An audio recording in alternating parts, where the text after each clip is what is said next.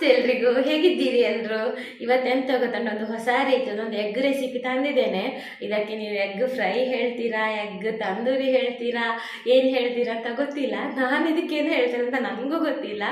ಏನಿಲ್ಲ ಅಂದರೆ ಇದಕ್ಕೆ ರಶ್ಮಿ ಎಗ್ ಸ್ಪೆಷಲ್ ಅಂತ ಹೆಸರು ಇಟ್ಟರು ಆಗ್ಬೋದು. ಬನ್ನಿ ಸ್ಟಾರ್ಟ್ ಮಾಡುವ ಇವತ್ತಿನ ಸಿಂಪಲ್ ಆ್ಯಂಡ್ ಫಾಸ್ಟ್, ಬೇಗನೆ ಆಗುವಂಥ ಹಾಗೆಯೇ ಸುಲಭವಾಗಿ ಆಗುವಂಥ ಎಗ್ ರೆಸಿಪಿ. ಇದನ್ನು ಸ್ಟಾರ್ಟರ್ ಆಗಿಯೂ ತಗೊಳ್ಬೋದು, ಹಾಗೆಯೇ ಅನ್ನದ ಊಟದ ಜೊತೆಗೆ ಸೈಡ್ ಡಿಶ್ ಆಗಿಯೂ ತಗೊಳ್ಬೋದು. ಹಾಗೆಯೇ ಎಲ್ಲರೊಂದು ಇಷ್ಟಪಟ್ಟು ತಿನ್ನುವಂಥ ಒಂದು ರೆಸಿಪಿ. ಮೊಟ್ಟೆ ತಿನ್ನದವರು ಕೂಡ ಇಂಥದ್ದೆಲ್ಲ ಸ್ಪೆಷಲ್ ಆಗಿ ಮಾಡಿದರೆ ಖಂಡಿತ ತಿಂತಾರೆ. ಬನ್ನಿ ಸ್ಟಾರ್ಟ್ ಮಾಡುವ ಇವತ್ತಿನ ವಿಡಿಯೋ.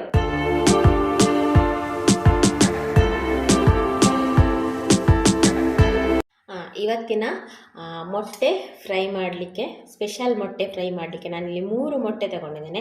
ಹಾಗೆಯೇ 3 ಸೌಟು ತಗೊಂಡಿದ್ದೇನೆ. ನಿಮ್ಮ ಹತ್ರ ಒಂದೇ ಥರ ಸೌಟ್ ಇಲ್ಲ ಅಂದರೆ ಪರವಾಗಿಲ್ಲ, ಒಂದೊಂದೇ ಮಾಡಿದರೆ ಆಯಿತು. ನನ್ನ ಹತ್ರ 3 ಈ ಥರ ಸೌಟಿದೆ, ಹಾಗಾಗಿ 3 ತಗೊಂಡಿದ್ದೇನೆ. ಈಗ ಮೊದಲಿಗೆ ಈ 3 ಸೌಟಿಗೆ ಸ್ವಲ್ಪ ಎಣ್ಣೆ ಸವರಬೇಕು. ನೀರಿನ ಪಸೆ ಇದ್ದರೆ ಒರೆಸ್ಕೊಳ್ಳಿ. ಸ್ವಲ್ಪ ಈ ರೀತಿ ಎಣ್ಣೆ ಸವರಬೇಕು. ಫುಲ್ಲು ಸ್ಪ್ರೆಡ್ ಮಾಡ್ಕೊಳ್ಳಿ.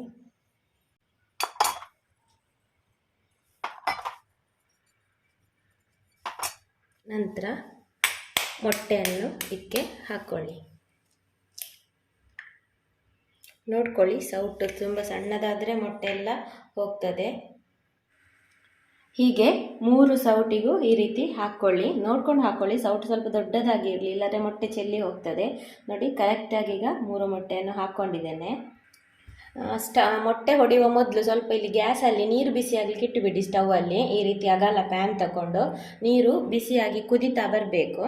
ಆನಂತರ ಈ ನಾವು ಹಾಕಿಟ್ಟ ಮೊಟ್ಟೆಯನ್ನು ಒಂದೊಂದನ್ನೇ ಈ ನೀರಿನ ಮೇಲೆ ಇಡಬೇಕು.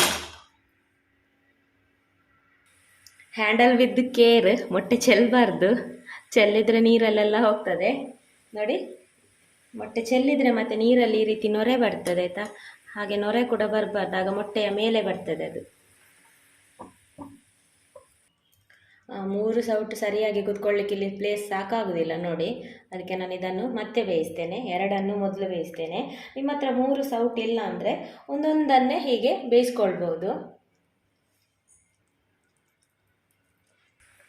ಗ್ಯಾಸ್ ಫಾಸ್ಟ್ ಇಟ್ಟೊಂದು 2 ನಿಮಿಷ ಕೂಡ ಬೇಗ ಬೆಂದು ಹೋಗ್ತದೆ ಇದು. ಗ್ಯಾಸ್ ಮಾತ್ರ, ಮೊಟ್ಟೆ ಮಾತ್ರ ಚೆಲ್ಲಬಾರ್ದು, ಇಲ್ಲಾಂದರೆ ಅದು ನೊರೆ ಬಂದೆಲ್ಲ ಮೊಟ್ಟೆಯ ಮೇಲೆ ಬರ್ತದೆ. ನೋಡಿ, ನಾನು ಸ್ವಲ್ಪ ಚೆಲ್ಲಿತ್ತಿಲ್ಲಿ, ಹಾಗೆ ಚೆಲ್ಲಬಾರ್ದು. ನೋಡಿ, ಭಾರಿ ಬೇಗ ಬೆಂದು ಹೋಗ್ತದೆ. ಇಲ್ಲಾಂದರೆ ನಿಮಗೆ ಮೊಟ್ಟೆ ಬೇಯಿಸ್ಬೇಕಾದ್ರೆ ಲೋ ಫ್ಲೇಮಲ್ಲಿ ಒಂದು ಮಿನಿಮಮ್ 15 ನಿಮಿಷ ಆದರೂ ಬೇಕಾಗ್ತದೆ. ಅದಲ್ಲದೆ ಮೊಟ್ಟೆ ಒಡೆದೋಗ್ತದೆ, ಅದೆಲ್ಲ ಆಗೋದಕ್ಕಿಂತ ಇದು ಬೇಗನೆ ಆಗ್ತದೆ, ತುಂಬ ಸುಲಭ ಕೂಡ. ನೋಡ್ತಿರುವಾಗಲೇ ಮೊಟ್ಟೆ ಬೆಂದಾಯಿತು ನೋಡಿ. ನಿಮಗೆ ಬೆಂದಿದ ಇಲ್ವಾ ಅಂತ ಕನ್ಫರ್ಮೇಷನ್ ಬೇಕಾದರೆ ಏನಾದರೂ ಒಂದು ಕಡ್ಡಿ ಹಾಕಿ ನೋಡಿ ಬೆಂದಿದ ಅಂತ. ನೀರಿದ್ದರೆ ಬೆಂದಿರೋದಿಲ್ಲ, ಈ ರೀತಿ ಗಟ್ಟಿ ಇದ್ದರೆ ಬೆಂದಿರ್ತದೆ ನೋಡಿ. ಇನ್ನು ಇದನ್ನು ತೆಗಿವ. ಇನ್ನು 1 ಮೊಟ್ಟೆಯನ್ನು ಕೂಡ ನಾನು ಇದೇ ರೀತಿ ಬೇಯಿಸ್ತೇನೆ. ಒಂದೇ ಥರ ಸ್ಪೂನ್ ಇದ್ದರೆ, ದೊಡ್ಡ ತವ ಇಟ್ಟರೆ ಒಟ್ಟಿಗೆ ಆಗೋಗ್ಬಿಡ್ತದೆ ಬೇಗನೆ. ಈಗ ನಂದು 1 ಸ್ಪೂನಲ್ಲಿ ಸ್ಥಳ ಸಾಕಾಗೋದ್ರಿಂದ ಇನ್ನೊಮ್ಮೆ ಇಡಬೇಕಾಯಿತು. ನೋಡಿ ಎಷ್ಟು ನೀಟಾಗಿ ಎದ್ದೇಳ್ತದೆ ಅಂತ.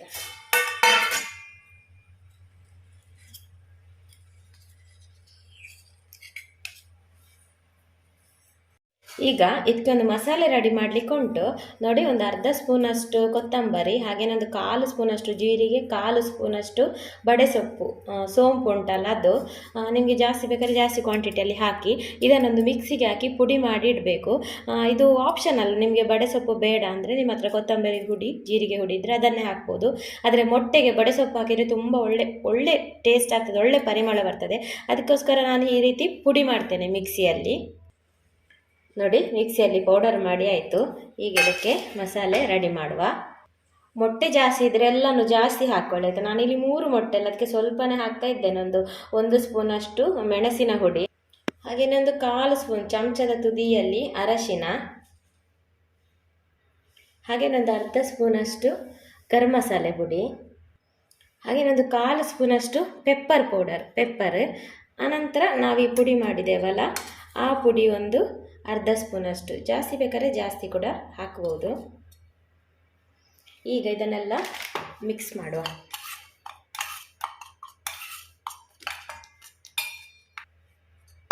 ಇದೆಲ್ಲ ಒಳ್ಳೆ ಮಿಕ್ಸ್ ಆದಮೇಲೆ ಈಗ ಸ್ವಲ್ಪ ಇದಕ್ಕೆ ರುಚಿಗೆ ತಕ್ಕಷ್ಟು ಉಪ್ಪು ಕೂಡ ಸೇರಿಸಿ ಇದನ್ನು ಮಿಕ್ಸ್ ಮಾಡುವ. ಉಪ್ಪು ಜಾಸ್ತಿ ಹಾಕಬೇಡಿ, ಸ್ವಲ್ಪನೇ ಹಾಕಿ. ಮೊಟ್ಟೆಗೆ ಸ್ವಲ್ಪ ಕಡಿಮೆ ಆದರೆ ಒಳ್ಳೆಯದಾಗ್ತದೆ. ಜಾಸ್ತಿ ಹಾಕಿದ ಕೂಡಲೇ ಬೇಗ ಉಪ್ಪು ಕಸ ಆಗ್ತದೆ. ಈಗ ಮಸಾಲೆ ಸೈಡಿಗೆ ಇರಲಿ. ಒಂದು ಹೇಳಲಿಕ್ಕೆ ಮರ್ತೋಯ್ತು ನೋಡಿ, ನಾನು ಉಪ್ಪನ್ನು ಕೂಡ ಈ ರೀತಿ ಮಿಕ್ಸಿಗೆ ಹಾಕಿ ನೈಸಾಗಿ ಪುಡಿ ಮಾಡಿದ್ದೇನೆ, ಇಲ್ಲಾಂದರೆ ಅದು ತರಿ ಇದ್ದರೆ ಸಿಗ್ತದೆ ಅಂತ ಈ ರೀತಿ ಪುಡಿ ಮಾಡಿ ಹಾಕಿದ್ದೇನೆ ನೋಡಿ, ತುಂಬ ನೈಸಾಗಿ. ಇಲ್ಲಿ ಒಂದು ತವಾ ಇಡಿ, ಹಾಗೆಯೇ ಸ್ವಲ್ಪ ಎಣ್ಣೆ ಹಾಕಿ, ಎಣ್ಣೆ ಸ್ವಲ್ಪ ಜಾಸ್ತಿ ಹಾಕಿ. ನಾನಿಲ್ಲಿ ತೆಂಗಿನ ಎಣ್ಣೆ ಹಾಕ್ತಾ ಇದ್ದೇನೆ, ಒಳ್ಳೆ ಪರಿಮಳ ಫ್ಲೇವರ್ ಇರ್ತದೆ ತೆಂಗಿನ ಎಣ್ಣೆ ಹಾಕಿದರೆ. ನಂತರ ಈ ಮೊಟ್ಟೆಯನ್ನು ಈ ರೀತಿ ಫ್ರೈ ಆಗಲಿಕ್ಕೆ ಹಾಕಿ. ಟರ್ನ್ ಮಾಡಿ ಈ ರೀತಿ ಫ್ರೈ ಮಾಡಿ, ಎರಡು ಸೈಡ್ ಕೂಡ ಒಳ್ಳೆ ಫ್ರೈ ಆಗಲಿ. ಎರಡು ಸೈಡ್ ಫ್ರೈ ಆದ ನಂತರ ನಾವಿಲ್ಲಿ ಮಾಡಿಟ್ಟ ಮಸಾಲೆ ಉಂಟಲ್ಲ, ಅದನ್ನು ಸ್ವಲ್ಪ ಹೀಗೆ ಹಾಕಿ ಫ್ರೈ ಮಾಡಬೇಕು.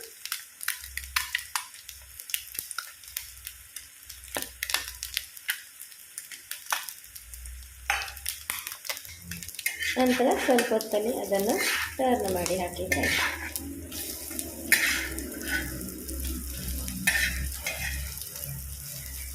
ಹಾಕಿ ಮತ್ತೆ ಪುನಃ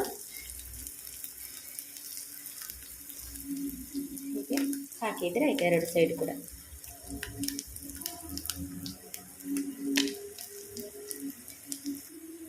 ನಂತರ ಇದು ಕೂಡ ಮಸಾಲೆ ಈ ರೀತಿ ಫ್ರೈ ಆಗಲಿ.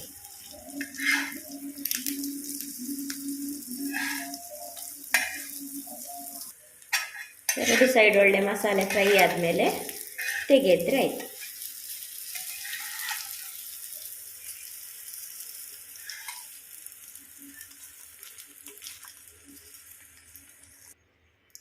ನೋಡಿ, ಸೂಪರ್ ಆದಂಥದ್ದು ಎಗ್ ಫ್ರೈ ಅಂತಲೂ ಹೇಳ್ಬೋದು ಅಥವಾ ಎಗ್ ತಂದೂರಿ ಅಂತಲೂ ಹೇಳ್ಬೋದು. ರೆಡಿ ಆಯಿತು. ಇದನ್ನು ಊಟಕ್ಕೆ ಸೈಡ್ ಡಿಶ್ ಆಗಿಯೂ ಹಾಗೆಯೇ ಸ್ಟಾರ್ಟರ್ ಥರನೂ ತಗೊಳ್ಬೋದು. ತುಂಬ ಟೇಸ್ಟಿಯಾಗಿರ್ತದೆ. ಹಾಗೆಯೇ ನೋಡಲಿಕ್ಕೂ ಒಂಥರ ಡಿಫ್ರೆಂಟ್ ಆಗಿರೋದ್ರಿಂದ ಎಲ್ಲರೂ ಇಷ್ಟಪಟ್ಟು ತಿಂತಾರೆ. ನೋಡಿದ್ರಲ್ಲ ಎಷ್ಟು ಸಿಂಪಲ್ ಆಗಿ ಎಷ್ಟು ಬೇಗನೆ ಆಗೋಯ್ತು ಅಂತ. ಒಳ್ಳೆ ಕ್ರಿಸ್ಪಿನೆಸ್ ಕೂಡ ಬಂದಿದೆ ಮೇಲೆ, ಆ ಮಸಾಲೆ ಎಲ್ಲ ಉಂಟಲ್ಲ ಅದೊಂಥರ ಕ್ರಿಸ್ಪಿಯಾಗಿ.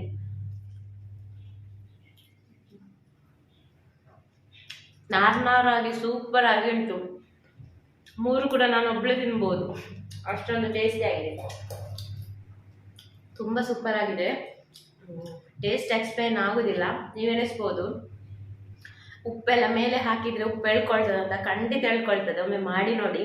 ಯಾಕೆಂದರೆ ನಾವು ಆಮ್ಲೆಟ್ ಹಾಫ್ ಬಾಯ್ಲ್ಡ್ ಎಲ್ಲ ಮಾಡುವಾಗ ಮೇಲಿಂದ ಸ್ಪ್ರಿಂಕಲ್ ಮಾಡೋದಿಲ್ವಾ, ಎಳ್ಕೊಳ್ತದೆ. ಮೊಟ್ಟೆ ಬೇಗ ಎಳ್ಕೊಳ್ತದೆ ತವದಲ್ಲಿ ಹಾಕಿದಾಗ. ಬೇಯಿಸಿದ ಮೊಟ್ಟೆ ಮಾತ್ರ ಅಷ್ಟೊಂದು ಬೇಗವಾಗಿ ಎಳ್ಕೊಳ್ಳೋದಿಲ್ಲ. ಮೇಲೆ ಉಂಟಲ್ಲ ಆಯಿಲ್ ಒಳ್ಳೆ ಫ್ರೈ ಮಾಡಿದ್ದೇವಲ್ಲ, ಅದೊಂಥರ ನಾರ್ ಆಗ್ತದೆ ನೋಡಿ, ಖುಷಿ ಆಗ್ತದೆ. ಏನೋ ಸಂಜೆ ಹೊತ್ತೆಲ್ಲ ಏನಾದ್ರು ತಿನ್ಬೇಕು ಅಂತ ಆಗುವಾಗ, ಬೋರ್ ಆಗುವಾಗ ಒಂಥರ ಸ್ನ್ಯಾಕ್ ಥರನೂ ಆಗ್ತದೆ. ಇದು ಖುಷಿ ಆಗ್ತದೆ. ಮಾತಾಡ್ತಾ ಮುಗಿತಾ ಬಂತು. ಆಯ್ತು, ಹಾಗಾದರೆ ಇವತ್ತಿನ ಈ ಮೊಟ್ಟೆ ಫ್ರೈಯಾ ಮೊಟ್ಟೆ ತಂದೂರಿಯಾ ಯಾವುದೋ ಒಂದು ನಿಮಗೆಲ್ಲ ಇಷ್ಟ ಆಗಿದೆ ಅಂತ ಭಾವಿಸ್ತೇನೆ.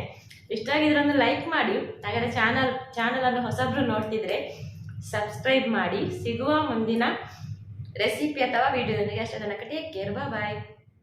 Thanks for watching.